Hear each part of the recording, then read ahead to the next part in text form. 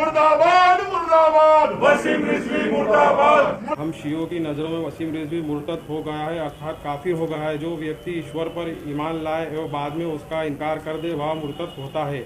हम शिया मुस्लिम समाज आपके माध्यम से संपूर्ण विश्व को बताना चाहते हैं कि वसीम रिजवी आज के दौर का सलमान रश्दी है। वसीम रिजवी ने कुरान शरीफ के ख़िलाफ़ जो गलत बात की है और दरोग गोई से झूठ से जो काम लिया है उसका जहां शिया समाज ने बहुत बेहतर जवाब दिया है, वहीं आज उम्मुल मदारिस दारुल देवबंद ने ऐसे आदमी को दायरा इस्लाम से बाहर बताया है।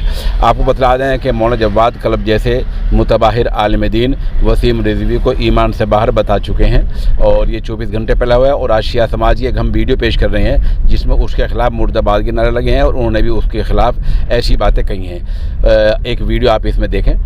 दारुल ने क्या कहा है। दारुल देवबंद ने 3 बातें कही हैं। दारुल देवबंद के मोहतिम आला हज़रत मुफ्ती अबुल कासिम नोमानी दामत बरकातुहुम का एक बयान सोशल इंडिया न्यूज़ के पास आया है। दारुल देवबंद के मोहतिम मुफ्ती अबुल कासिम का कहना है कि कुरान हकीम में तहरीफ के कायल यानी रद्द बदल के कायल लोग इस्लाम से खारिज हैं। कुरान हकीम अल्लाह का मुक़द्दस कलाम है और इसमें आज तक किसी किस्म का कोई तगय्युर यानी कोई तब्दीली न हुई है और न इसमें कोई अदना भी कोई तरमीम की गुंजाइश है।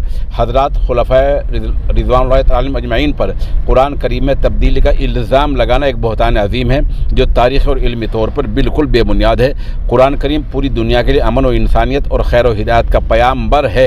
इसके बावजूद पहले दिन से ही कुरान हकीम के ख़िलाफ़ इस्लाम दुश्मन लोग रेशा दवानियाँ करते रहे हैं।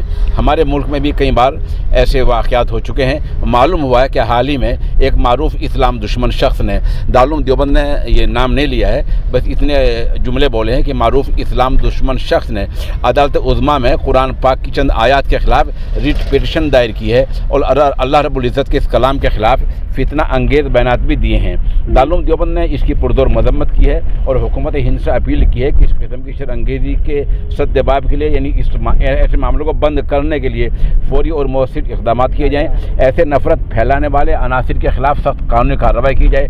जहाँ तक सुप्रीम कोर्ट का मामला है तो दारुल देवबंद का कहना है कि हम समझते हैं कि वो मज़हब और अक़ायद की अहमियत और आइनी बुनियादी हुकूक़ को मलहूज़ रखते हुए जल्द ही इस रिट को खारिज कर देगा। दारुल देवबंद ने आखिर में लोगों से अपील की है कि इस तरह लोग कोई इश्तियाल में ना आए, सब्र से काम लें, अल्लाह से दुआ करें, कुरान शरीफ की तिलावत ज़्यादा से ज़्यादा करें।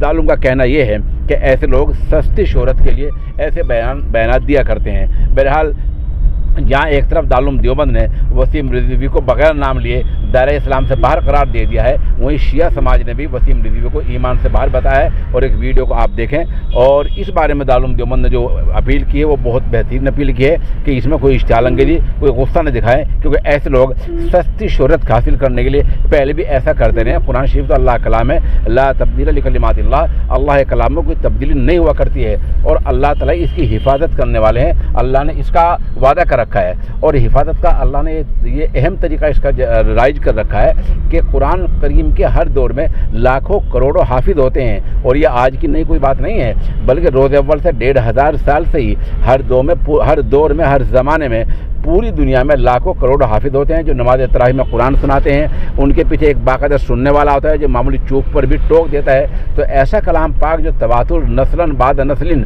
जो सीनों में महफूज होता चला आया हो, उसमें तब्दीली की बात करना ये गलत बात है, शरअंगेज़ी की बात है। बाकी दारुल ने सही कहा, ये सस्ती शोहरत हासिल करने के लिए है। तो लोग ऐसा न समझें। दारुल देवबंद ने फैसला कर दिया है और शिया समाज ने भी फैसला कर दिया है, वसीम रिजवी के साथ फ़िलहाल कोई भी अदना दर्जे का मुसलमान नहीं है।